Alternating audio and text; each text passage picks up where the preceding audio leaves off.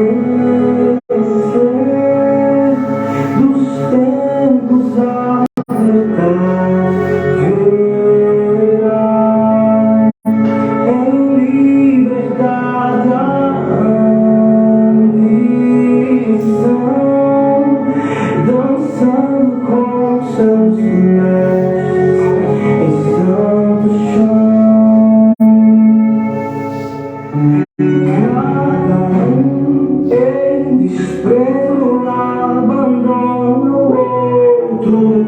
Cada desespero só se abraça é pouco. Não tem céu, teto, chão, verdade, beleza, não escuridão.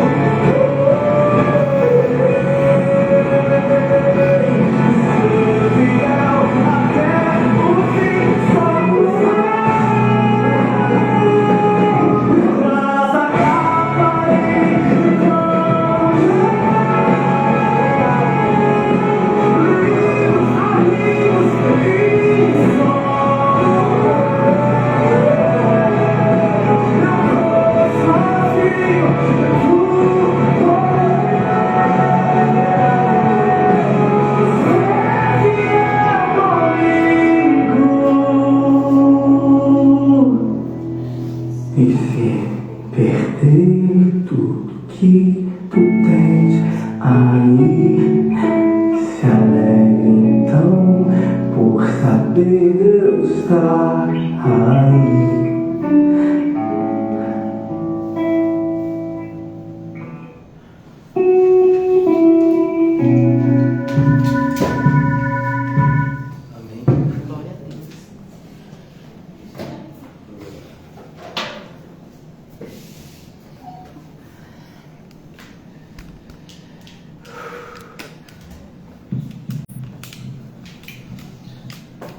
Deus e eterno Pai, nós te louvamos por mais uma vez nos reunir em Teu nome,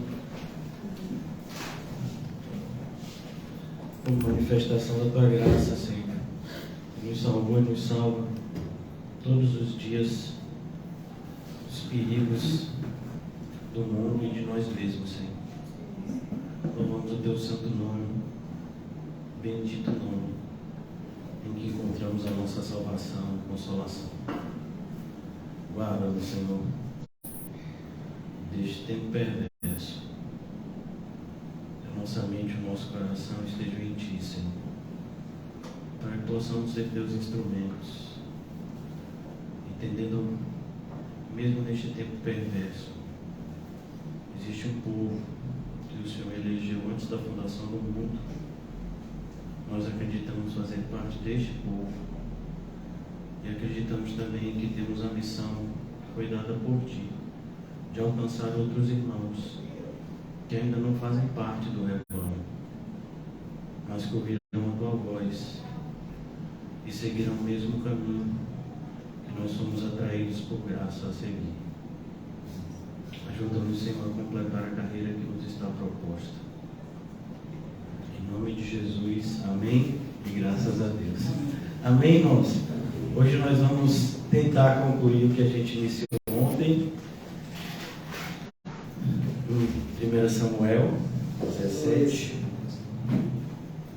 1 Samuel capítulo 17. eu quis colocar, né, essa introdução, esse pequeno áudio, né, e esse louvor,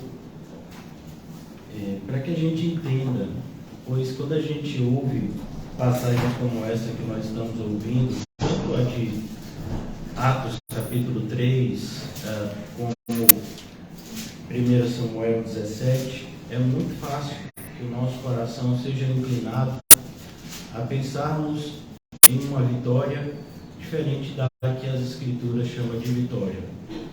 Então, você vai ver textos como o que a gente está estudando hoje, sendo ministrado muitas vezes por falsos mestres, querendo dar a ideia de que o Golias que você vai destruir, né, são todos aqueles que estão impedindo as suas realizações pessoais. Então, existem pessoas que querem atingir os seus próprios objetivos financeiros, emocionais, e essas pessoas são motivadas por uma falta de uma compreensão de textos como esse. Existem falsos mestres pregando sobre falsos milagres baseados no texto de Atos capítulo 3 que nós vimos ontem pela manhã. Então é preciso que a gente entenda qual é a realidade do caminho da fé. Esse é o título da nossa mensagem de hoje. Então, quando nós falamos de triunfo, quando nós falamos de vencer uma batalha, de derrotar um gigante, é preciso que a gente entenda que gigante é esse, que batalha é essa, que inimigo é esse, que exército é esse que fazemos parte, qual é o nosso papel nele, para que nós não sejamos usados pelos falsos mestres como massa de manobra, por não compreendermos corretamente o que a palavra de Deus ensina. Mais uma vez, o que diz o livro de Oséias é uma realidade muito atual, visível na atualidade, que o povo perece porque lhe falta conhecimento. Vemos heresias e mais heresias sendo propagadas dentro de um cenário religioso, e são versículos bíblicos que são usados de uma maneira totalmente fora do contexto para justificar a pecaminosidade e o desejo de permanecer em pecado das pessoas que se dizem religiosas. Então é preciso que a gente tenha muito cuidado em relação à interpretação correta do texto sagrado. Todas as vezes que a gente tiver dúvida em relação a algum texto, a lupa, por assim dizer, que nos ajuda a enxergar melhor aquilo que de repente não estamos conseguindo enxergar no texto, é sempre Cristo. Cristo é o centro das Escrituras. Cristo é aquele que nos ajuda a entender as Escrituras, pois toda a Escritura é sobre Ele. De Gênesis a Apocalipse, tudo aponta para Ele, tudo é para a glória dEle. Então, que nós tenhamos sempre isso em mente. Não importa a minha vida sem Cristo. Qualquer tipo de acréscimo que eu tenha, qualquer tipo de aparente melhoria na minha vida que eu tenha, que custe o meu relacionamento pessoal com Cristo, não é vitória, é derrota. Então é preciso que a gente entenda isso, para que a gente não seja enganado, nem pelos outros, nem por nós. Porque, como eu disse a vocês, nós temos dentro de nós um grande inimigo, que é a nossa carne. Ela não morreu e ela não vai morrer enquanto nós estivermos aqui desse lado da eternidade. Nós vamos precisar lutar contra ela todos os dias. Todos os dias. E a única forma de vencermos é se o Espírito Santo estiver nos enchendo. Ontem nós meditamos aqui em 1 Samuel, capítulo 17, e se eu não me engano nós paramos no versículo 47, não foi isso mesmo? E aí, para que os irmãos não voltassem para casa de madrugada, a gente parou aqui nesse capítulo, esse versículo 47. Eu queria fazer uma retomada a partir dele, tá certo, irmãos? Então, só para que a gente possa entender, a gente está falando da batalha de Davi e Golias. E a realidade é que os filisteus se levantaram contra o povo de Israel. Saul era rei, mas o povo fica amedrontado com aquele gigante que desafiava o povo. E durante 40 dias foi feito aquele desafio. Era um homem de quase 3 metros de altura e muito forte, temido, e que colocava isso, medo nas pessoas, e desafiava um do povo de Deus para lutar contra ele e fazer uma falsa promessa, né? Porque os ímpios sempre mentem. Se alguém de vocês me vencer, nós nos colocaremos debaixo do jugo de vocês, nós nos deixaremos ser dominados. A gente sabe que não foi assim que aconteceu, mesmo depois que Davi matou Golias, a guerra contra os filisteus perdurou por muito tempo. Mas o povo de Deus ficou com medo. Então, a providência de Deus entra em ação. O pai de Davi, que não sabia de nada do que estava acontecendo na frente de batalha, né?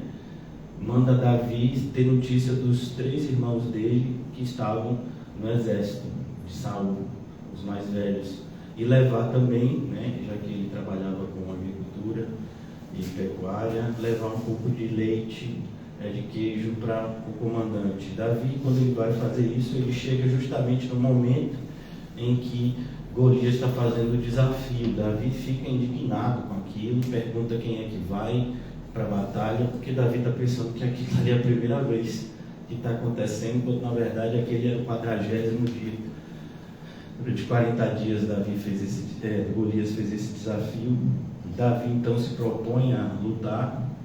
O pessoal, seus próprios irmãos, desacreditam ele, mas ele continua firme que vai lutar. Ele é levado até Saul.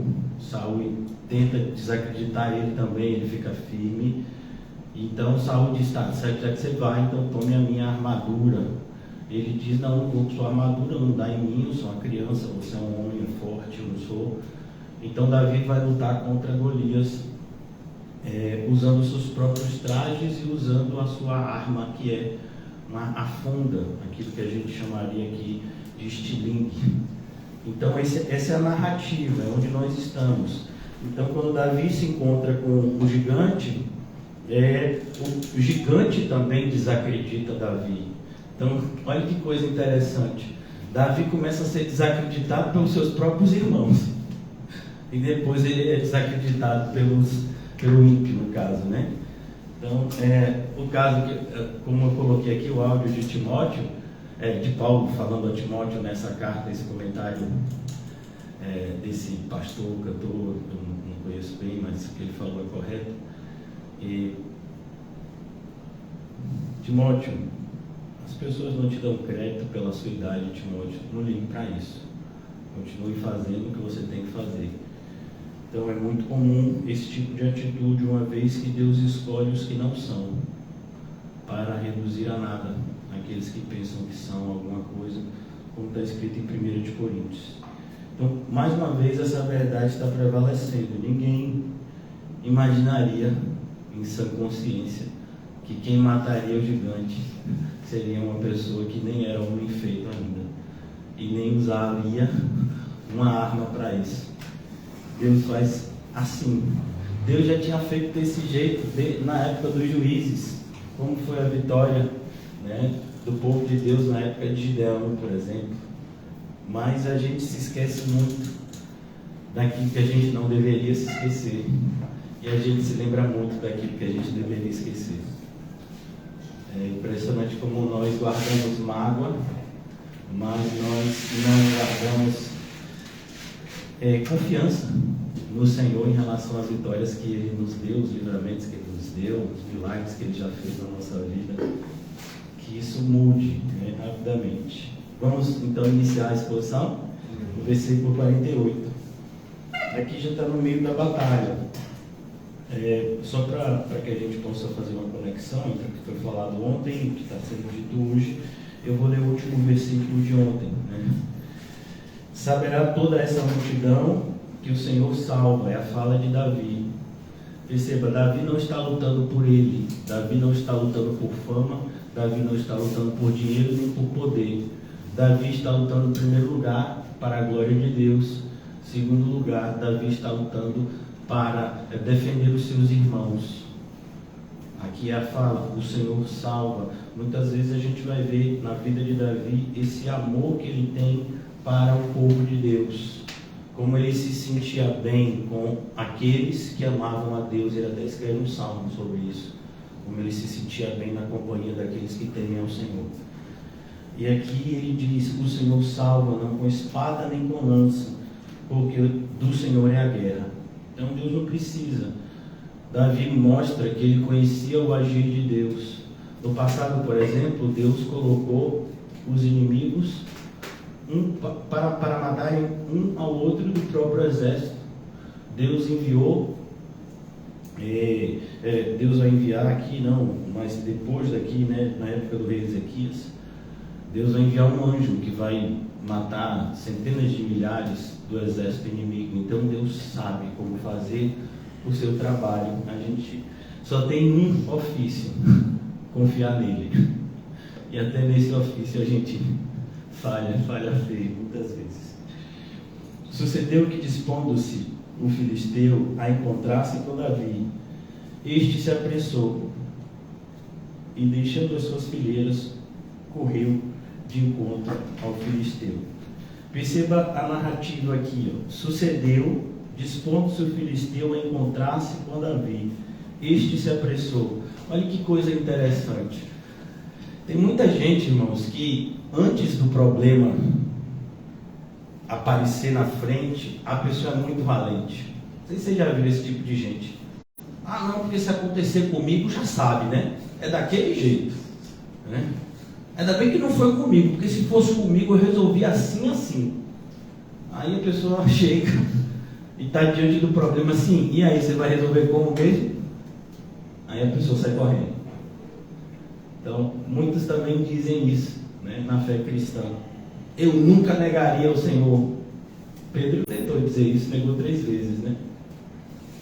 Judas também disse que não era traidor, e ele já tinha negociado Jesus a essa altura, a entrega de Jesus. Então, uma coisa é a gente falar, irmãos, outra coisa é a gente perseverar no momento da adversidade. Quantas vezes a gente faz promessas que a gente não vai cumprir? Eu já encontrei tantas pessoas ao longo dessa década, né, de pastoreio. Não, eu vou entregar minha vida ao Senhor, porque minha vida só tem sentido com o Senhor. Irmãos, essa promessa não durava nem um mês. Rapidamente a pessoa já estava pensando, não, porque eu tenho que trabalhar, tenho que construir uma casa, tenho que fazer isso, tenho que fazer... Oh, mas não era entregar a vida ao Senhor, e que você ia viver para a glória de Deus, e que Deus te sustentaria. Não foi essa a sua promessa? Foi, mas sabe como é, né? A gente tem que, faça por ti, que de lá eu te ajudarei. Então, quando a gente faz promessas a Deus, eu estou falando isso principalmente para mim. Quando a gente faz promessas a Deus, é preciso que a gente se lembre delas, porque Deus se lembra. E Deus se lembrará de todos os compromissos que firmamos com Ele e quebramos. E aqui a gente vê como é que acontece. No caso de Davi, ele permanece firme, mas tantos retrocedem quando percebe que o gigante está se aproximando. Porque até aqui, irmãos, a gente ainda está na teoria, né? O gigante estava do lado de lá. Não, eu vou. Todo mundo tentando te convencer você a não ir. Eu vou. E aí ele pega as pedras, ele guarda as pedras. Sim, mas agora ele está na frente do gigante. E agora o gigante está vindo para cima dele. E agora? É preciso que a gente entenda que uma hora esse confronto das trevas e a luz vai acontecer na nossa vida. Uma hora a gente vai ter que enfrentar gigantes. Nem sempre o Senhor vai nos livrar de algumas situações. Às vezes é o próprio Senhor que nos colocará em combate. Às vezes nós seremos feridos em combate. Às vezes nós podemos ser feridos gravemente em combate. E a pior tipo de ferida é a ferida espiritual, é a ferida emocional. Essa que demora de sarar mais. A ferida física é mais tranquila de se sarar, tem remédio. Então é preciso que a gente entenda que nessa batalha que a gente está travando, isso não é teoria, isso é verdade. Nós estamos combatendo contra seres espirituais do mal, que são muito bons no que fazem. Se você acha que você é um estudioso da palavra de Deus, glória a Deus pela sua vida. Mas eu quero que você saiba que os demônios estão há milhares de anos fazendo o que eles fazem, desviando as pessoas do caminho de Deus. Eles são bons nisso. Eles são bons em fazer o mal. E eles são astutos. Eles são pacientes. Eles sabem esperar o momento certo para armar a cilada certa para que a gente caia. E é por isso que a gente precisa desse espírito de perseverança. É uma palavra que se repete no Novo Testamento. Fique firme. Você precisa ficar firme. Quando a Bíblia diz que a gente tem que ter raízes, é isso. É como uma árvore que tem raízes, então quando soprar o vento ela vai ficar firme, ela não vai se mover. Então aqui a gente percebe que a coragem verdadeira é aquela que persevera. Tem gente que tem coragem só até um determinado tempo. Tem gente que tem coragem só até a conta bancária ficar negativa. Tem gente que tem coragem só até a saúde estar em dia. Tem gente que tem coragem só até a vida emocional estar mais ou menos tranquila. Não, a gente precisa ter coragem. Quando a gente está em momentos que, segundo a racionalidade humana, nós seremos destroçados, como é o caso aqui. Se não fosse Deus, Davi seria literalmente, esmagado por esse gigante. Mas a gente sabe que existe Deus. Por isso que é importante para o cristão saber para onde está indo, saber quem ele está seguindo. Se nós estamos seguindo a Deus, não temos o que temer. Mas se nós não estamos seguindo a Deus, temos tudo a temer. Porque até quando tudo parecer indo bem, está indo bem, aí é que vem o mal. Então aqui se apressou esse também, Davi também. Davi não corre para longe da batalha, mas corre para a batalha, deixando as suas fileiras, correu de encontro ao filisteu. Davi meteu a mão no alforje, tudo isso muito rápido, e tomou ali uma pedra, e com uma funda lhe atirou e feriu o filisteu na testa. E olha que coisa, perceba que não é a força de um adolescente aqui, é Deus usando a obediência de Davi para exercer a sua vontade, para executar a sua vontade, demonstrar o seu poder, revelar o seu eleito, que era Davi. Davi meteu a mão no alforje, tomou dali uma pedra e com a funda lhe atirou e feriu o filisteu na testa. A pedra encravou-se na testa e ele caiu com o rosto em terra. Mais uma vez, aqui também é interessante quando você lê, porque é como quando Jesus dá o seu último brado, a Bíblia diz que o véu do templo se rasgou de alto a baixo. Então, quando a gente vai, e o véu ficava lá em cima, então quando a gente vai rasgar algo, como o véu do templo, se rasgaria de baixo para cima. A mesma coisa a questão da abertura, quando o mar vermelho se abre para o povo passar. Ele não se abriu de onde o povo estava para onde o povo ia, ele veio se abrindo de lá para onde o povo estava. Aqui também, eu não entendo muito de física, mas aqui a gente tem uma pessoa que tem conhecimento de física, matemática. Quando você bate com alguém, a tendência é a pessoa cair para trás e não para frente. Então, perceba que o que derruba Golias não é a pedrada de Davi, mas é a fé em Deus. é Deus demonstrando que estava ali. A frase que o próprio Davi já havia dito: eu não estou indo confiando na minha funda, eu estou indo contra você em nome do Senhor dos Exércitos. E Deus demonstra que estava com Davi nessa batalha. É por isso que quando a gente vai para a batalha, faz toda a diferença saber se a gente está com Deus ou contra Deus. Para você entender mais o que eu estou falando, quando Moisés morreu, Josué se torna líder do povo. E Josué está muito preocupado com essa situação de liderança. E então ele se encontra com o anjo do Senhor. E ele pergunta: vem cá, você está com a gente? E a resposta qual é? Não, a resposta não é eu estou com vocês, é vocês estão comigo. Porque muitas vezes a nossa postura é: eu escolho as minhas batalhas e chamo Deus para ficar do meu lado. Deus não trabalha dessa forma. Deus escolhe as batalhas e nós somos convidados a batalhar no seu exército. Temos esse privilégio. Por isso que o apóstolo Paulo usa inclusive essa figura quando escreve a Timóteo e diz que aquele que é arregimentado para a batalha não deve se preocupar com as coisas triviais, mas deve em tudo procurar, honrar e alegrar aquele que o arregimentou, aquele que o chamou para combater o bom combate. Então aqui Davi, ele toma essa atitude e a gente percebe: Deus está com ele e é Deus que faz toda a diferença.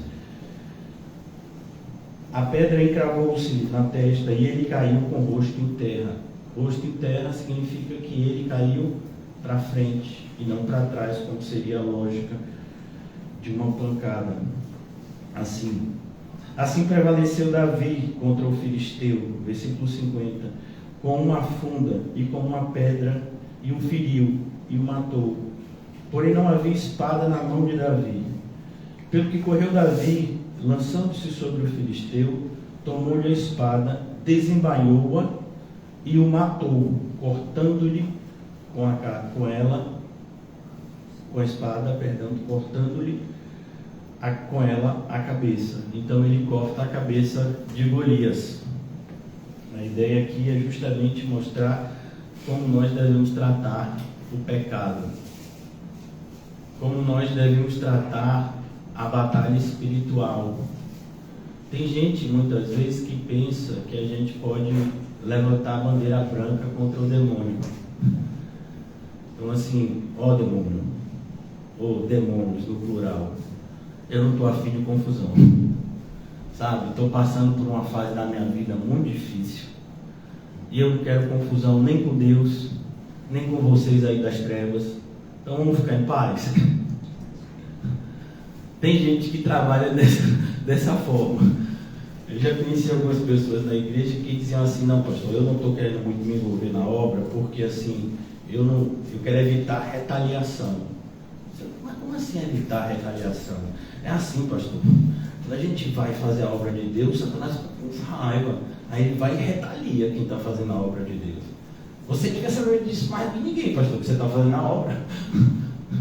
Então, o que essa pessoa está dizendo é o quê? Eu quero ficar em paz com o diabo. Então eu não vou dar trabalho para ele, e aí ele me deixa na minha. É isso que você pensa? Você pode até ter esse tipo de pensamento, mas se você está em paz, entre aspas, com o diabo, você está em guerra com Deus. Porque não tem meio termo. Não tem, zona neutra no combate espiritual. Você pode ter zona neutra até nas guerras humanas, que nem sempre são respeitadas, mas na guerra espiritual não tem. Ou é de um lado ou é de outro. Por isso que a gente percebe aqui esse tipo de tratamento. Eu estou explicando porque parece uma agressividade desnecessária, parece às vezes até uma perversidade, mas o sentido aqui, como quando Deus mandou por meio de Samuel que Davi exterminasse um povo rebelde, Saul exterminasse. Saul quis, não, eu vou poupar o rei, eu vou poupar os animais bonitos, Mas Deus não mandou fazer isso. Deus mandou exterminar, porque a ideia é justamente mostrar como Deus trata os seus inimigos. O livro do Apocalipse está aqui para mostrar isso para a gente. Essa ideia de um Deus bonzinho, que vai salvar todo mundo, não é bíblico. Pode ficar bonito quando você vai evangelizar no carnaval, quando você quer encher a igreja. Não, Deus é bonzinho. Deus é assim, Ele não vai, sabe? Ele vai sempre ajudar. Ele nunca vai te atrapalhar. Então venha, que Deus vai te ajudar. Ele não vai te cobrar nada. Pelo contrário, graça.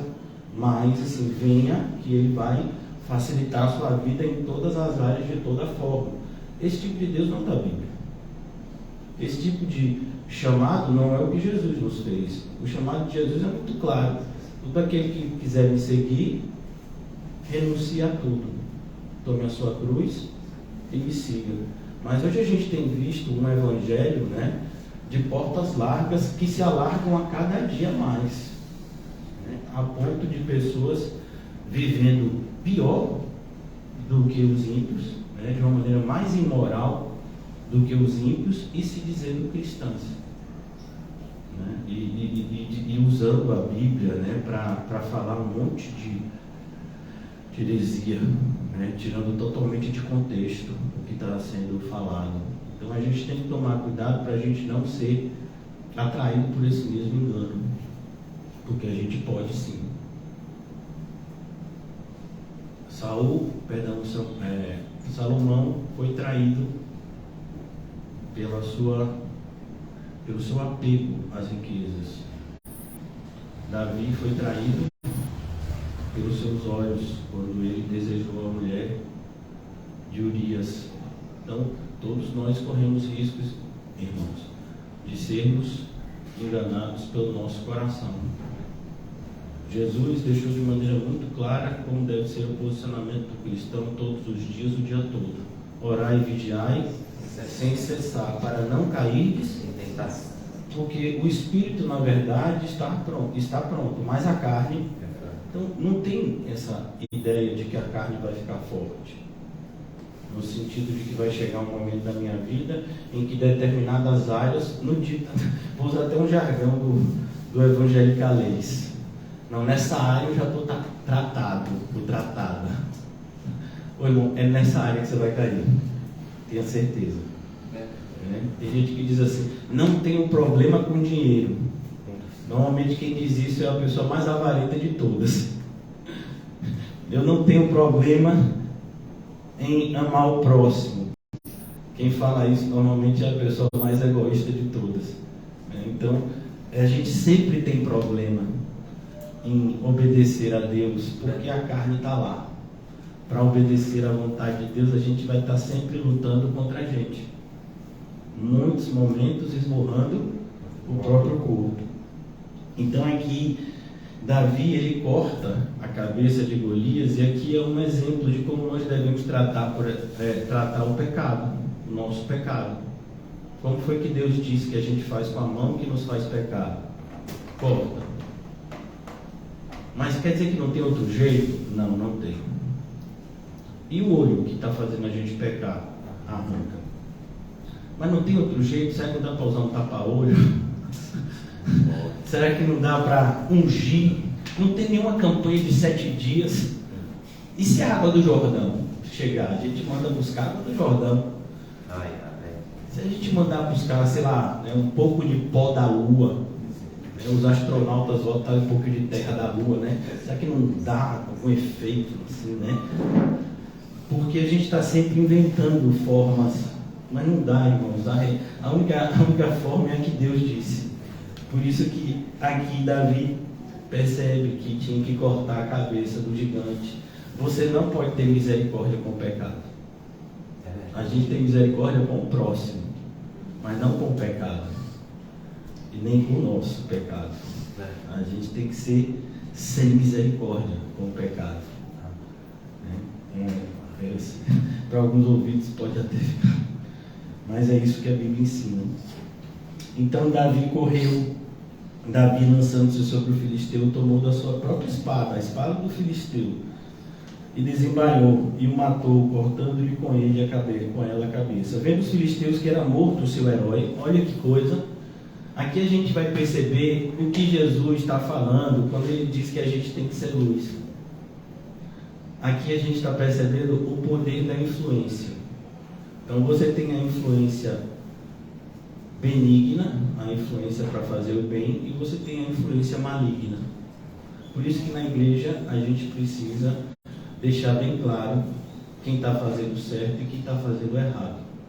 Por quê? Porque muitas pessoas estão influenciando, e os cristãos mais novos, eles não sabem diferenciar uma influência positiva de uma negativa. É por isso que você vai ver crianças de 3, 4, 5 anos imitando esses cantores ridículos, né? Com essas suas danças mais ridículas ainda, porque eles não sabem que isso é ridículo, porque ninguém disse para eles. Então a gente precisa dizer, isso é ridículo. A música não deve ser usada dessa forma. A música deve ser usada para a glória de Deus e não para estimular a pecaminosidade dos homens. Mas se não tiver quem ensine, como é que essas crianças vão aprender? E na igreja a postura deve ser a mesma. As pessoas influenciam, mesmo, entre aspas, sem que elas queiram. Então, vamos imaginar que você tem algum tempo de igreja, e você está aqui há alguns anos, e chega alguém aqui e começa a frequentar esse estudo de segunda-feira aqui em Cosme de Farias. Essa pessoa, quando chegou aqui, ela já te via aqui. Então, na mente dessa pessoa, você é um cristão experiente, você é um cristão que está andando na caminhada cristã. E de repente essa pessoa te vê fazendo algo anticristão. O que vai ficar na cabeça dessa pessoa? Se ele está fazendo, se ela está fazendo, então deve ser cristão isso. Porque essa pessoa é cristã e ela só vai fazer coisas que são cristãs. É por isso que nós, que temos a responsabilidade de pregar, devemos sempre deixar claro o certo do errado. E deixar claro, inclusive, com exemplos. E deixar claro, inclusive, apontando, né, para as pessoas que estão dando maus exemplos no meio da congregação, para que ninguém os siga. Para que fique bem claro. Porque senão fica muitas vezes aquela questão, mas ninguém me avisou. Quer dizer que essa pessoa estava o tempo todo fazendo coisa errada, ninguém me avisou. Por que o pastor não falou que aquilo era coisa errada? Eu não sabia. Eu achei que aquilo era certo, se essa pessoa já está tanto tempo na igreja. Então, é preciso que a gente entenda que ser luz é isso. Quando a Bíblia fala de luz, inclusive Jesus disse, se a luz que há em nós forem trevas, quando essas trevas serão? Porque a ideia é, a pessoa olha para você como se você fosse luz, e vê você tendo uma atitude de treva. Aí ela vai seguir a sua atitude de treva, pensando que está seguindo a luz. Então, nós temos responsabilidades, irmãos, e não podemos ser omissos em relação a isso. É por isso que essa frase que se tornou comum nos nossos dias é algo muito preocupante. É uma frase que parece trazer uma aparente misericórdia, mas não tem misericórdia nenhuma nessa frase. Muito pelo contrário, nessa frase a gente só vê falta de amor e de compromisso. Não olhe para mim, olhe para Cristo. Essa frase não é cristã, essa frase não está na Bíblia. Corramos com perseverança a carreira que nos está proposta, olhando firmemente para o autor e consumador da fé. É verdade, está escrito essa frase, mas essa frase não está de forma nenhuma fundamentando essa frase herética. Muito pelo contrário, está dizendo, você, quando você correr, você que está correndo na caminhada correta, você olha para Cristo. Mas quando nós temos pessoas, principalmente o nosso cuidado com os novos convertidos, com aqueles que estão sendo evangelizados, com aqueles que nem são convertidos, mas que serão alcançados, o apóstolo Paulo diz, sede meus imitadores, como eu sou de Cristo. Por isso a responsabilidade da gente ser cristão, da gente viver como cristão, da gente andar como cristão. É justamente aí que a gente encontra oposição. Porque enquanto a gente está na teoria, a gente não está incomodando tanto o diabo. É como, por exemplo, vamos imaginar, alguém já viu um vespeiro? Ou uma colmeia de abelha? Então vamos imaginar que você tem, se você já teve isso, eu já passei por isso, né, na casa de parentes no interior, então tem lá um negócio, descobre lá, e aquilo é perigoso, né? E aí você fica um tempo assim, e aí, como é que tira? Como é que faz? Aí parece, né, eu não sei, viu? Mas tem alguma coisa a ver com fumaça. Diz que a fumaça deixa eles assim meio tontos, aí a pessoa vem com uma espécie assim de invólucro, né? E pega aquele negócio e tapa, que é justamente para elas não picarem. Então, enquanto estava na teoria, não tinha perigo nenhum. Você está ali, você está dizendo, não, é assim, é a fumaça que vai deixar elas tontas, e aí eu vou chegar com esse invólucro, e aí eu vou botar o invólucro, depois desço rápido e tapo aquele invólucro. Tem perigo? Não, a gente está só na teoria. Mas e quando a gente vai executar? Aí tem perigo. Aí pode ser que eu não acerte. Ou que eu não acerte lá a casa deles e eles caiam e aí venham para cima de mim e me firam. O perigo está quando a gente vai começar a colocar a palavra em prática. Por isso que Jesus falou o grande perigo que corremos quando a gente só fica na teoria. No capítulo 7 de Mateus, quando ele conclui o Sermão do Monte, ele diz: cuidado com aqueles que ouvem e não praticam, porque é semelhante ao homem que constrói a sua casa sobre a areia. Então, nós precisamos praticar aquilo que professamos. Aqui a gente percebe essa realidade na valentia dos irmãos de Davi contra Davi. Mas cadê essa valentia com Golias? É como a gente vê algumas vezes, né? De maneira muito triste, a valentia de alguns dentro da igreja com os irmãos, mas não tem essa mesma valentia com os ímpios do lado de fora. Então não tem esse mesmo espírito, né, de combate com os ímpios do lado de fora. Então, nós como cristãos, não, nós sabemos que luta nós estamos travando. Pelo que correu Davi, vendo os filisteus mortos, seu herói. Perceba, os ímpios têm os seus heróis. Quem é o herói do carnaval? Estão disputando aí para ver qual vai ser a música do carnaval todo ano, não é assim? Estão disputando aí para ver quem vai ser isso, quem vai ser aquilo, qual vai ser o artista que vai aparecer mais, quem vai entrar mais em evidência. O mundo tem os seus heróis. E é impressionante como os cristãos verdadeiros, quanto mais eles crescem em graça e em conhecimento, infelizmente, mais desprezados eles se tornam até pelos seus pais, pelos seus irmãos. A gente viu aqui como terminou a vida de Paulo. Uma pessoa que ajudou a tantos. Uma pessoa que perseverou até o fim. Como foi que terminou a vida dele?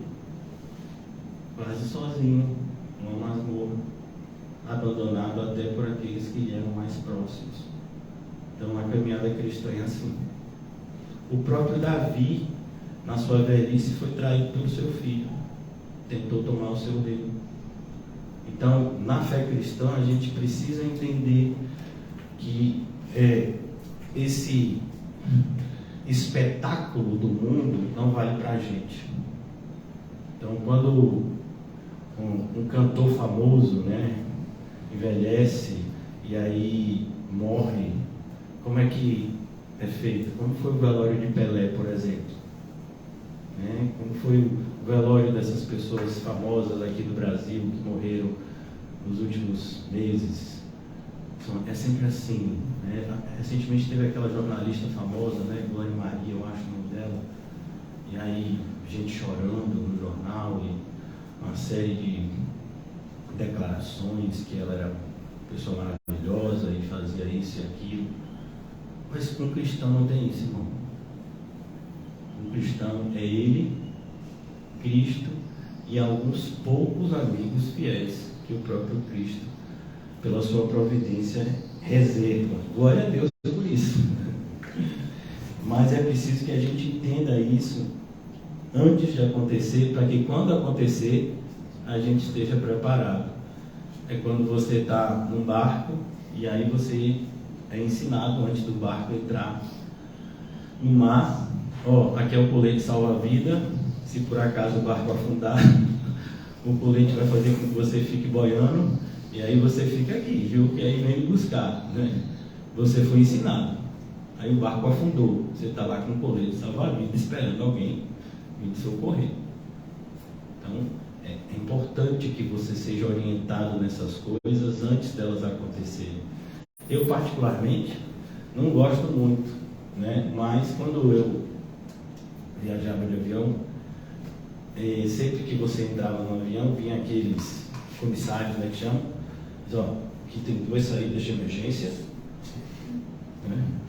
E ficam próximas às janelas, e esse assento que você está aí assentado, ele também flutua.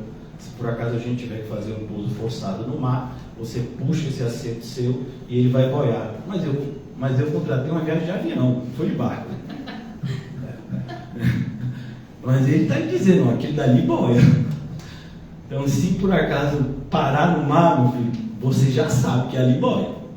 É a mesma coisa, você está ali, você olha para cima, normalmente tem aquela luzinha, né?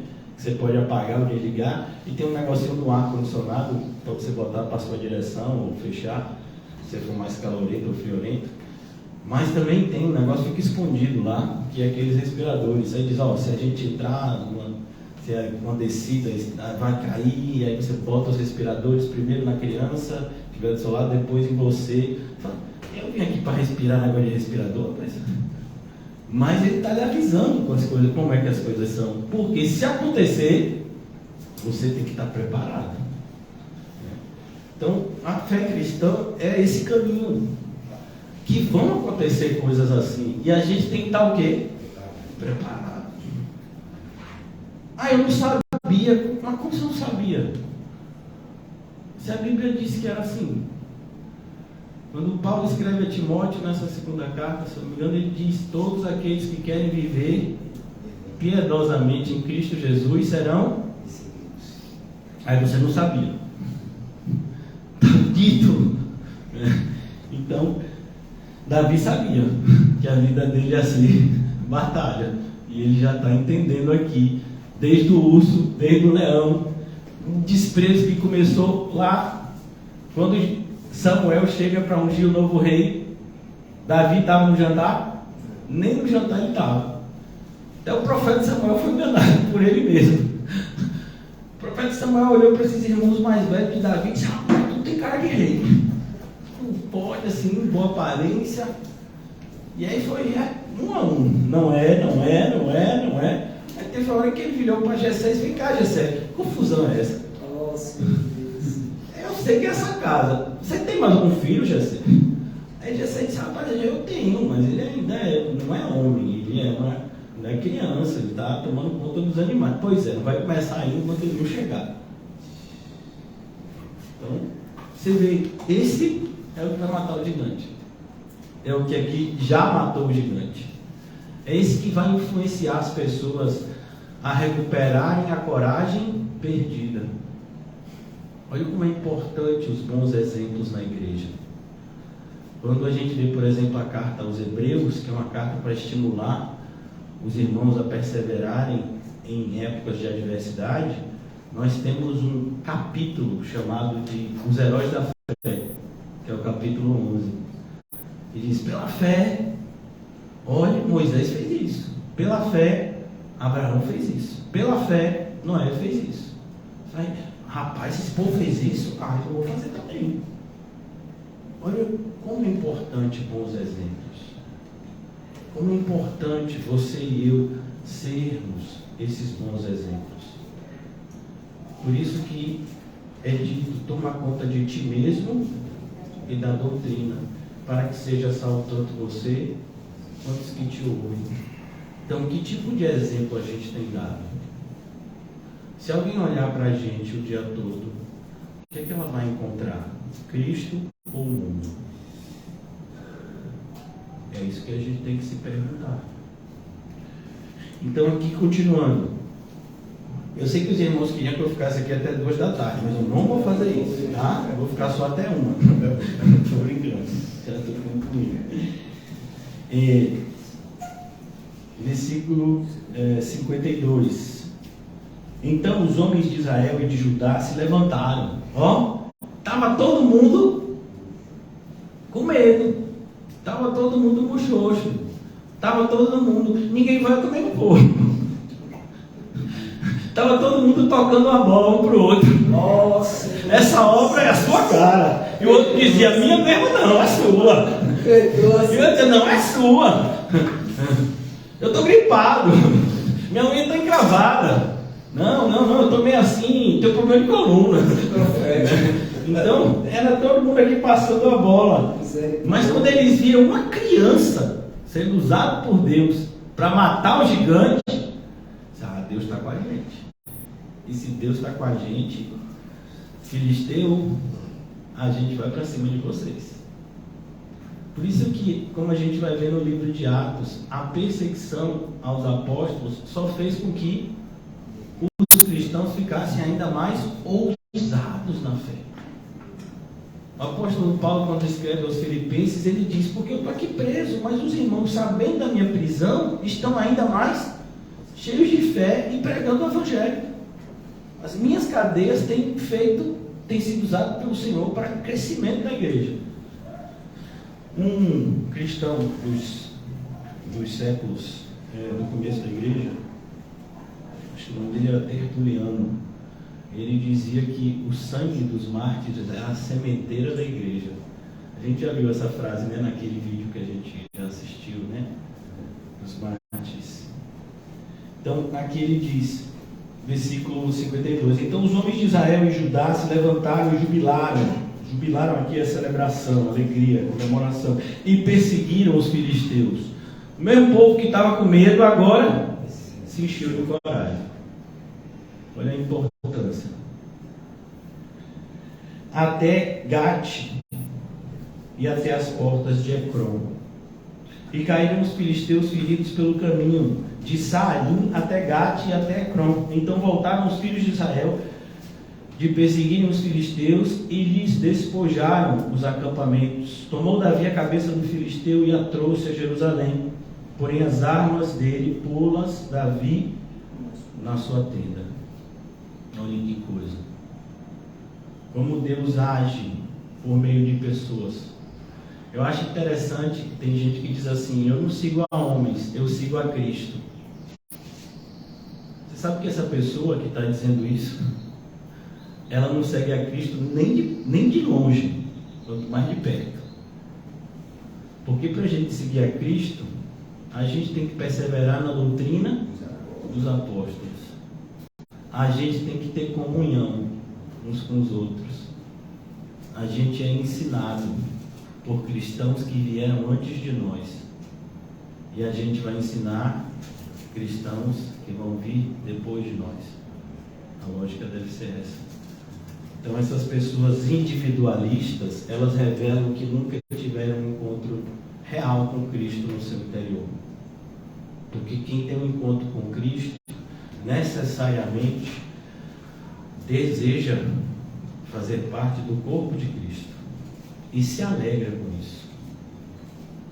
Uma das maiores dádivas que a graça do Senhor nos concede é a comunhão com os santos. É essa antivisão do céu. Lá no céu os santos todos estão reunidos.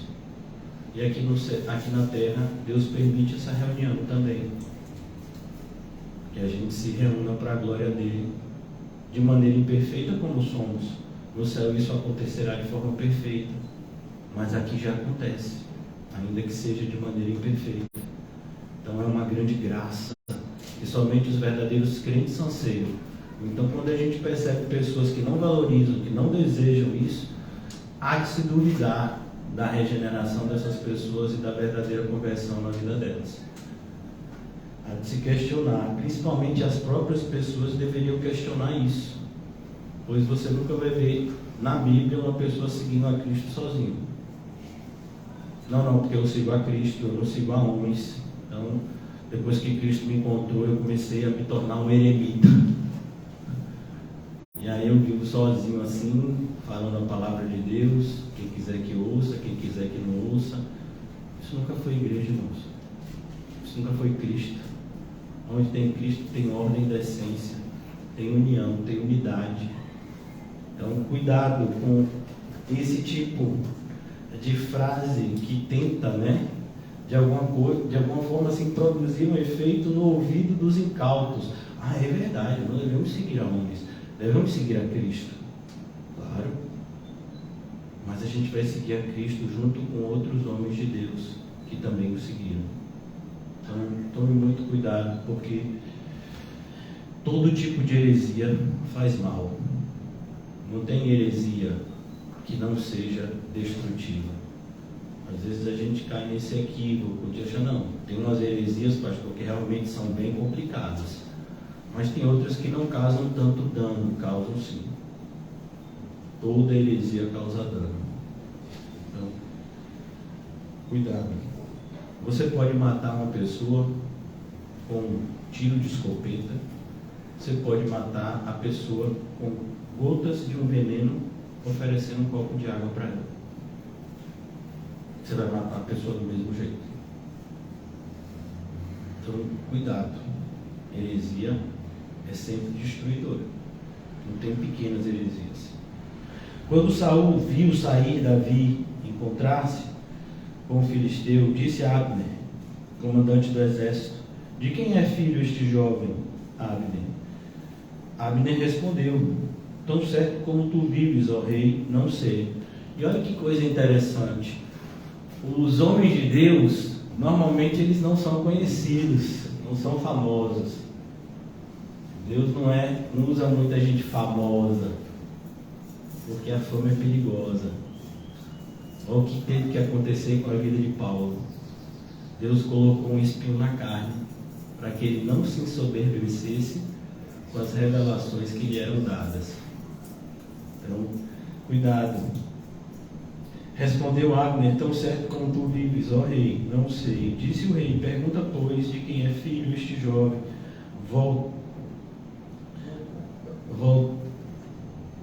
Voltando Davi de filho filisteu, Abner o tomou e o levou à presença de Saul, trazendo ele na mão a cabeça do filisteu. Então Saul lhe perguntou: de quem és filho, jovem? Respondeu Davi: filho de teu servo Jessé, o belemita. Então, olha que coisa, Agora que ele quer conhecer Davi. Mas Davi não já tinha conversado com ele antes? Davi já não tinha dito para ele aquela conversa: eu vou lutar contra Golias. Mas por que ele não quis nem saber quem era Davi naquela época? Porque na mente dele, Golias ia estraçalhar Davi. É assim que o mundo trata a gente. Normalmente o mundo não vai dar crédito para a gente. E quando o mundo começar a querer saber quem a gente é, nunca é para o nosso bem. Sempre é para tentar de alguma forma fazer o mal. Por isso a gente tem que estar com muito cuidado. A gente tem que estar muito atento aos afagos do mundo, porque eles sempre custarão muito caro. Agora voltando para o nosso texto, que é Atos 3.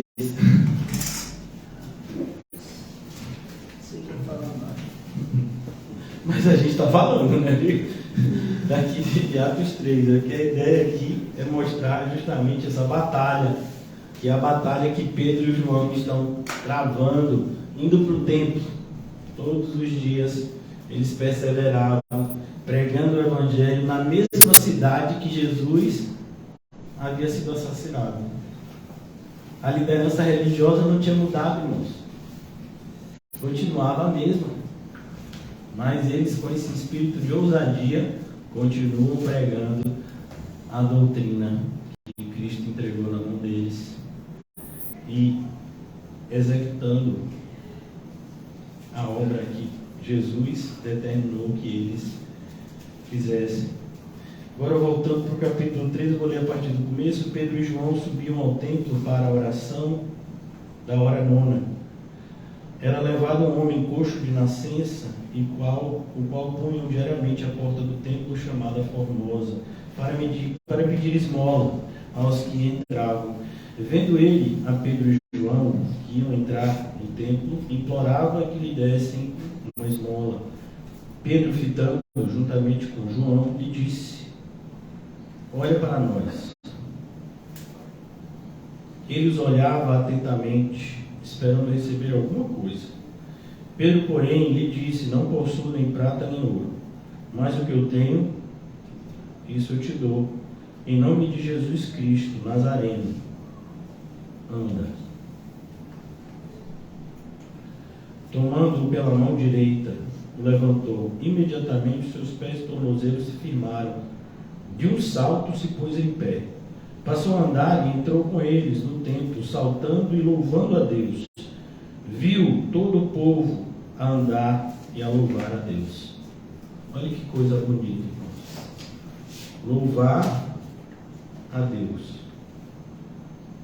em agradecimento àquele milagre que havia sido feito. Às vezes a gente está vivendo assim, irmãos, de esmola. E a ideia aqui do texto não é dizer que viver de esmola é algo errado, né? Uma vez que esse homem tinha essa deficiência. Mas a ideia aqui é mostrar, será que de fato a gente quer ser curado? Porque assim, a gente tem muitas desculpas para não fazer a vontade de Deus. Isso é comum. Para não estar ainda fazendo aquilo que a gente já deveria estar fazendo. E se as nossas desculpas cessassem?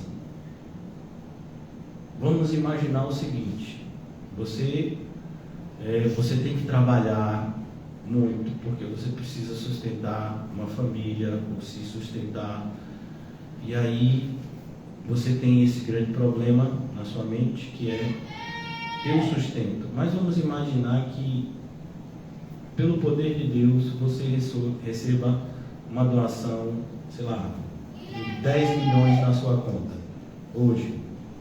E aí? Qual é a sua desculpa próxima? Não, mas assim, pastor, porque assim, hoje eu tenho que trabalhar, mas se eu receber 10 milhões, aí eu tenho que saber como aplicar. Porque uma pessoa pode ter 10 milhões e perder esses 10 milhões, eu não quero fazer isso. Então agora eu vou ter que começar a estudar como é que se aplica na Bolsa de Valores. Agora eu vou ter que me encontrar com 5 gerentes de 5 bancos diferentes, que eles vão me oferecer investimentos para que esse meu dinheiro se multiplique. Então assim, eu quero muito fazer a obra de Deus e não vou mais, gastar tempo, mas eu tenho outras coisas para fazer. Então perceba, a gente sempre vai ter. É como uma pessoa que às vezes diz: eu não vou fazer isso porque, como esse caso aqui, eu sou coxo. Sim, mas agora você não é mais coxo, você vai fazer o quê? Eu vou treinar porque eu quero correr a São Silvestre, sempre foi um sonho meu. Eu nunca consegui correr porque eu nasci coxo. Mas agora que o Senhor me curou, eu quero me tornar um corredor para a glória dele. A gente já viu casos assim, né? Então eu quero ser um bom corredor. Eu quero de repente me tornar um bom triatleta. Mas aí, será que é para isso que Deus te curou? Então perceba, irmãos, que as desculpas são sempre desculpas. E eu já falei isso ontem, vou repetir isso hoje. É bíblico. E o que é bíblico tem que ser muito repetido, porque facilmente a gente esquece. Quem não é fiel no pouco, não será fiel no muito. Não adianta. Por mais que a gente faça essa projeção, eu já conheci tantas pessoas que fizeram essa projeção, né? Teve uma pessoa que chegou a estar conosco na Boca do Rio, e essa pessoa disse assim: não, eu estou... faltam alguns anos para me aposentar. Era uma senhora. Faltam alguns anos para me aposentar, e quando eu me aposentar eu quero me entregar realmente à obra de Deus, quero fazer a obra de Deus, quero ver o que Deus tem para mim. E aí eu fiquei assim, né? Amém, né? Mas eu disse: olha, cuidado, porque se a senhora está atrelando, né, essa sua entrega a a uma data posterior, isso é muito perigoso. Porque se a senhora não é fiel agora, provavelmente quando chegar essa situação vai dizer, não, mas Deus sabe do meu coração. Foi o que aconteceu. Essa pessoa se aposentou, conheceu alguém pela internet e se casou. Uma senhora, mais de 60 anos. Quando se casou com essa pessoa, descobriu que essa pessoa não era quem ela se comunicava pelo telefone e gerou um grande problema. Está sendo problema até hoje, até onde eu soube. Então, fatos como esse estão acontecendo todo dia. Não adianta, se você está criando essa falsa expectativa na sua mente, dizendo que hoje não dá para ser o cristão que você deveria ser, mas que um dia você será, isso é um engano do diabo. A gente tem que ser o cristão que a gente deve ser hoje, porque a gente nunca vai ser perfeito, e Deus não está cobrando perfeição da gente. Deus está cobrando entrega, fidelidade, desejo de ser perfeito. É isso que Deus cobra da gente.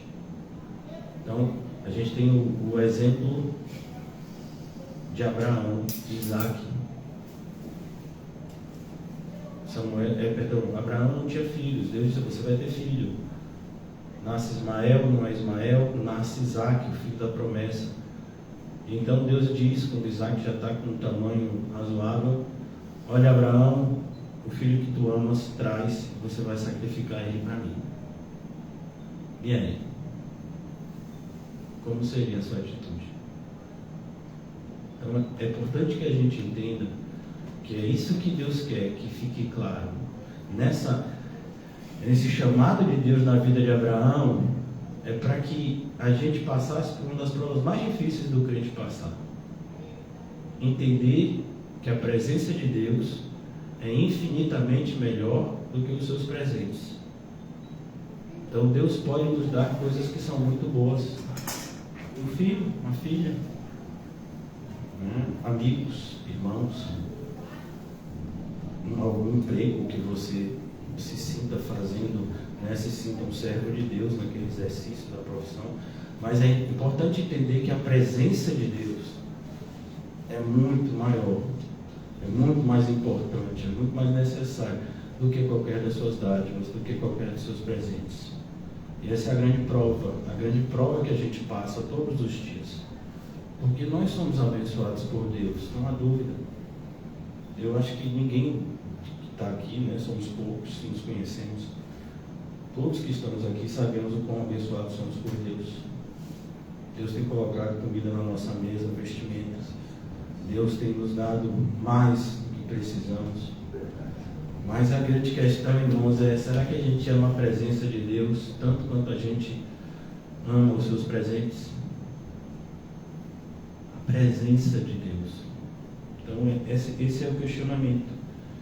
Por isso aqui, Pedro, porém, diz, eu não possuo no prata nem ouro, mas o que eu tenho, eu te dou. Será que a gente tem isso? Será que a gente tem Cristo na nossa vida para apresentar esse Cristo da nossa vida a outros? Versículo 9. Já estou concluindo, viu, irmãos? Viu todo o povo a andar e a louvar a Deus, e reconheceram ser Ele, o mesmo que esmolava, assentado à porta formosa do templo, e se encheram de admiração e o quê? E assombro. Aqui no caso é um coxo, irmãos, mas esse mesmo tipo de atitude vai ser o que as pessoas vão ter quando verem Saulo de Tarso sendo transformado em apóstolo Paulo. Glória a Deus. É um milagre. Milagre sempre traz assombro. E o maior milagre é o da transformação. Aquele que estava nas trevas. Então, você vê uma pessoa sempre indo comprar droga, beber álcool, fazer atos libidinosos, e de repente aquela pessoa se torna um servo de Deus, uma serva de Deus. Fala, rapaz, alguma coisa mudou. Que é isso? De repente aquela pessoa era um brigão, uma brigona, um barraqueiro, uma barraqueira. E essa pessoa se torna um perdoador. As pessoas dizem coisas e não, fique em paz. Mas como assim? Por muito menos antes, o tempo ia fechar. E agora? Disse, fique em paz. Rapaz, eu acho que essa pessoa vai fazer alguma coisa na escondida. Então, esse é o grande milagre da fé. Amém. Sabe? É que às vezes a gente fica assim, mas eu não tenho visto assim, coxo andando, cego vendo. Ô irmãos, a gente tem visto coisa maior, é morto ressuscitando. Glória a Deus. Nós estávamos mortos, e outros que estão mortos hoje podem ser ressuscitados. Basta uma palavra. Então, e essa palavra Deus colocou nos nossos lábios. Prega a palavra. Prega o Evangelho.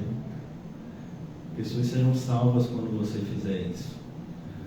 Faço de tudo para com todos, para, se possível, salvar alguns. Versículo 11, já concluindo, irmãos, para que a gente só conecte, se Deus permitir a gente estar vivo amanhã, na exposição de amanhã. Apegando-se ele a Pedro e a João, olha que coisa bonita, porque a atitude desse homem curado foi continuar com Pedro e João. Se fosse outro, rapaz, eu vou em casa, vou falar para meu pai, para minha mãe, para o meu bairro, mas agora eu estou curado. Não foi essa a atitude dos 9 leprosos? Voltou um. Mas a verdadeira cura é essa. Quando a gente, por meio do bem que Jesus nos faz, a gente fica mais perto dele. E a maneira de ficar mais perto de Jesus aqui na terra é estando perto daqueles que andam com ele. Por mais que para alguns isso seja difícil de aceitar, mas é o que está na Bíblia. Apegando-se ele a Pedro e a João, olha que palavra bonita, apegando-se. É a ideia de uma criança que está aprendendo a andar, mas aqui não está aprendendo a andar do ponto de vista físico, não, ele já está pulando. Aqui ele está aprendendo a andar na fé agora. Amém. Porque ele ouviu, é em nome de Jesus Cristo, o Nazareno, que você vai ser curado.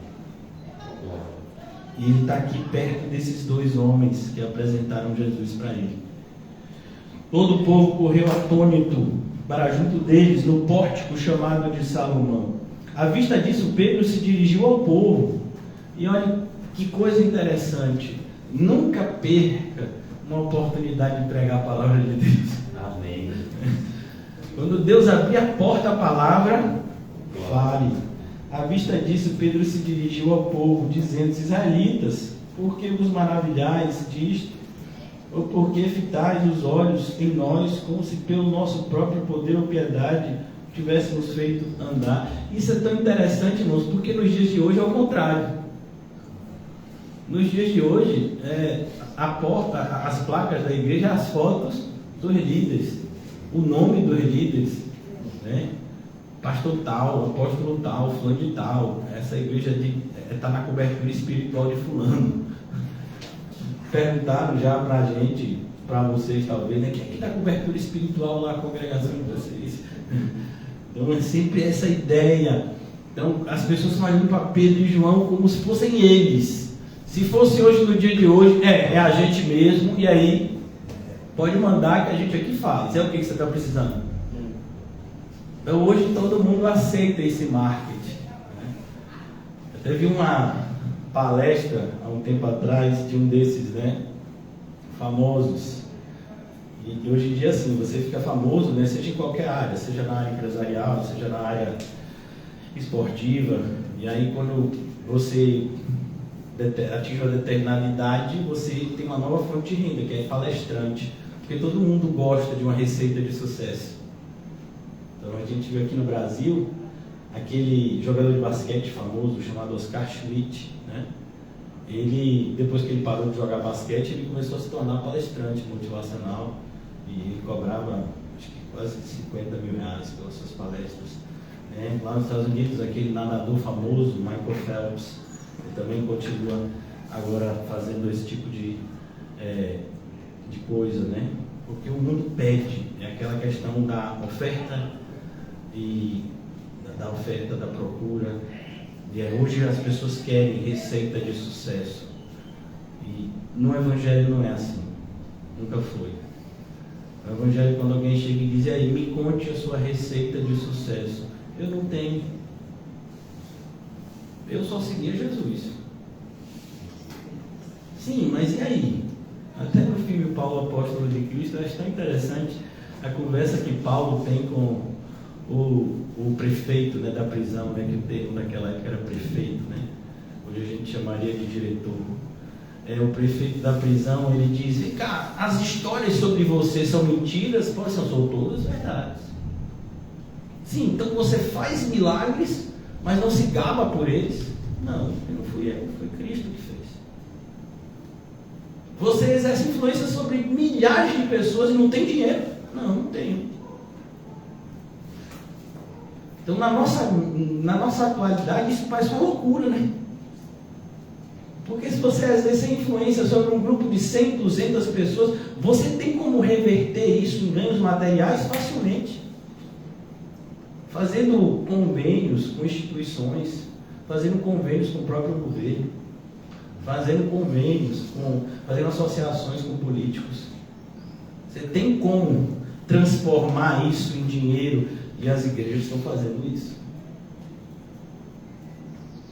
E o falso mestre ainda sou eu que não faço isso. Eu ainda recebo esse título de pregar a mentira.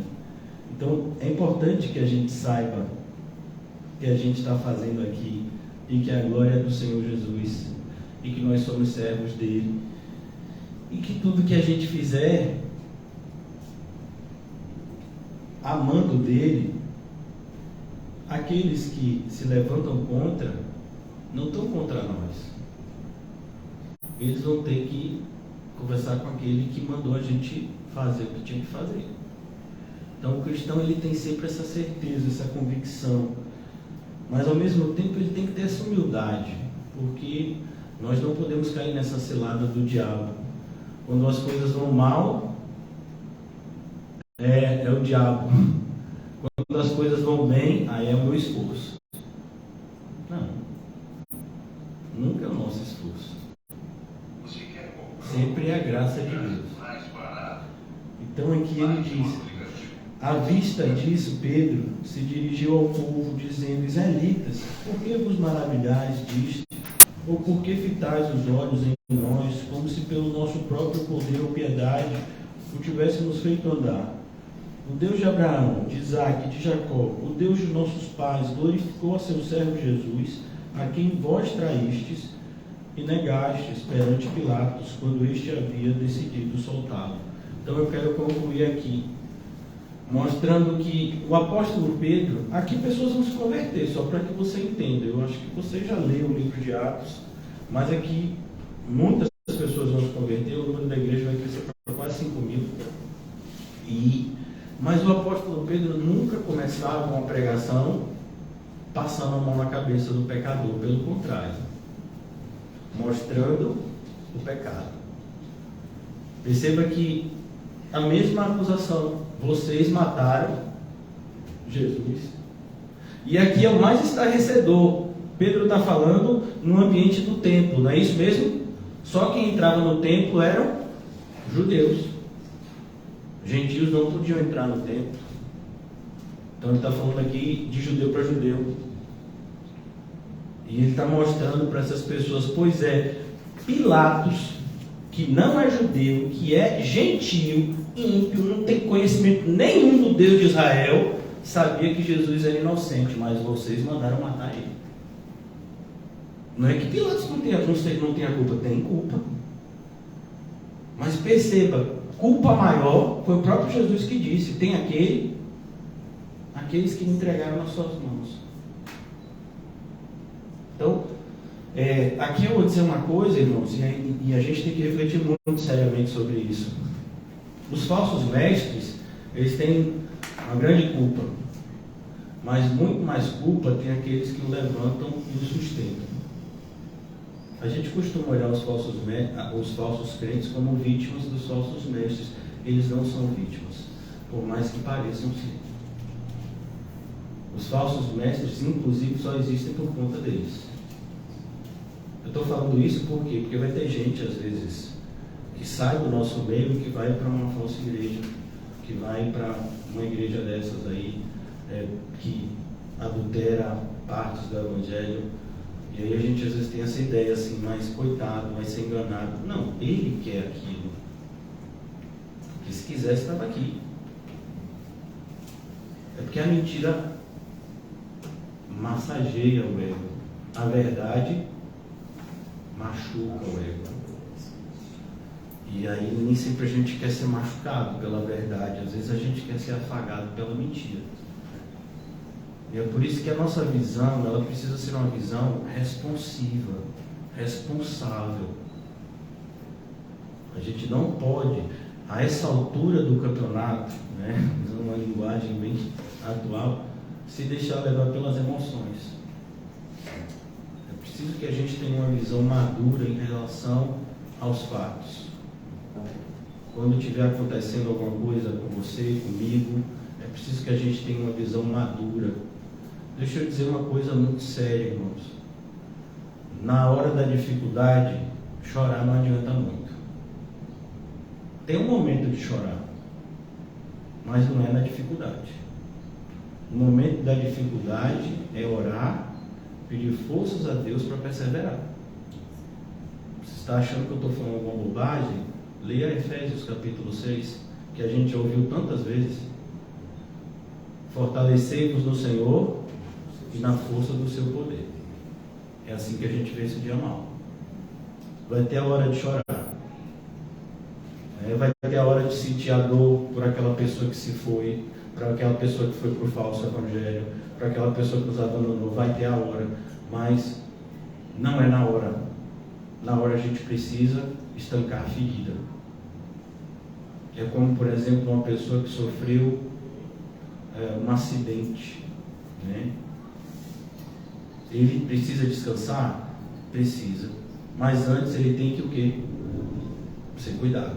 Eu passei por aqui, eu estava vindo para cá, vinha até em oração. Ali perto da entrada do Bela Vista, quando a gente faz o retorno para pegar Bonocô, vindo da CM, estava duas essas do SAMU, né? Ambulância do SAMU, dando socorro para uma pessoa, acho que tinha sido atropelada. Então, quando uma pessoa passa por um acidente, a pessoa vai precisar muito de repouso, não vai?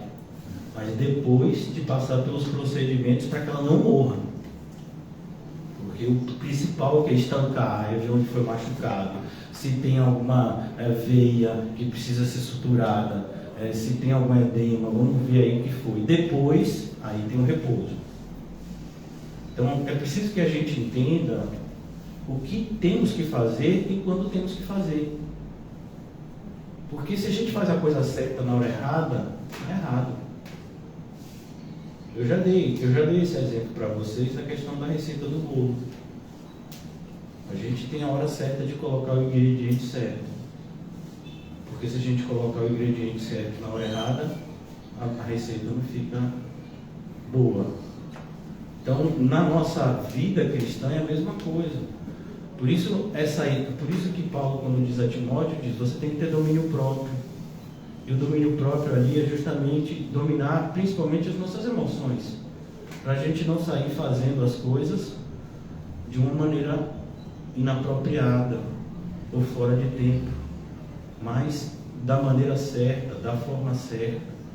Então que o Senhor nos ajude, principalmente nesse ambiente que nos pressiona de todos os lados. Não sei vocês, mas hoje está sendo um dos piores dias da minha vida. E só Deus sabe e eu sabemos por quê. E graças a Deus por isso que eu tenho o Senhor para contar. Mas não é hora da gente parar. Não é hora da gente se vitimizar, estou falando no meu caso, né? Mas é hora da gente combater o bom combate. Na hora que o Senhor quiser que eu descanse, na hora que o Senhor quiser me dar consolo, na hora que o Senhor achar que eu tenho que ir para alguma água de refrigério, Ele sabe. Ele é o pastor. A ordem que Ele me deu é para combater. Eu só posso sair dessa zona de combate quando Ele me disser para descansar um pouco. Não sou eu que me dou o descanso, é Ele. Então é importante que a gente entenda, ter um Deus, ter um Senhor como Jesus, é isso. É estar sempre debaixo das suas ordenanças. E é isso que nos dá paz. É por isso que a gente pode passar pelo pior dia da nossa vida, até hoje, porque pode ser que o dia de amanhã seja pior ainda, mas até hoje, e a gente tem uma aparente paz, né? E aquilo que seria insuportável se tornar suportável. Por quê? Porque a gente não está perdido, a gente não está sozinho, a gente está olhando para a placa e a placa está dizendo que a direção é essa mesma. Então isso nos dá conforto e consolo. O paraíso não é aqui. Tem um lugar que a gente vai. O ladrão da cruz chegou primeiro. Tem um lugar de gente lá já nessa altura. Mas a gente está indo para lá também. Não tem perigo da gente chegar lá e ter alguém na sua casa. Mas pastor, eu posso chegar lá no céu que alguém chegou adiantado pela minha casa. Tem não, meu filho, lá a sua tem o seu nome. Está esperando a sua chegada, né? Tem o seu nome. Não foi o que Jesus disse? Eu estou indo na frente preparar morada de vocês. Então a sua morada, a minha, está lá. Glória a Deus. Na hora certa que a gente chegar, está lá. Amém. Alguns irmãos vão chegar antes, outros vão chegar depois. Aí a pessoa, a gente chega lá, vem cá, fulano está por aí? Não, meu filho, fulano teve livramento, deixa eu ver ainda não. Ainda está por lá. Misericórdia. É mesmo? Ah, rapaz, eu pensei que tinha morrido junto comigo. Não morreu não, meu filho. É você que foi chamado. Ele ainda está lá. Por exemplo, o apóstolo Paulo foi apedrejado. Apedrejamento, irmãos, é sentença de morte. A pessoa só para de apedrejar quando tem certeza que a outra morreu. Estevão morreu apedrejado. Paulo não era para morrer apedrejado? Normalmente, rapaz, cadê Paulo, rapaz? Foi apedrejado, não chegou ainda não, chegou não. Ainda tem mais tempo lá para fazer as coisas.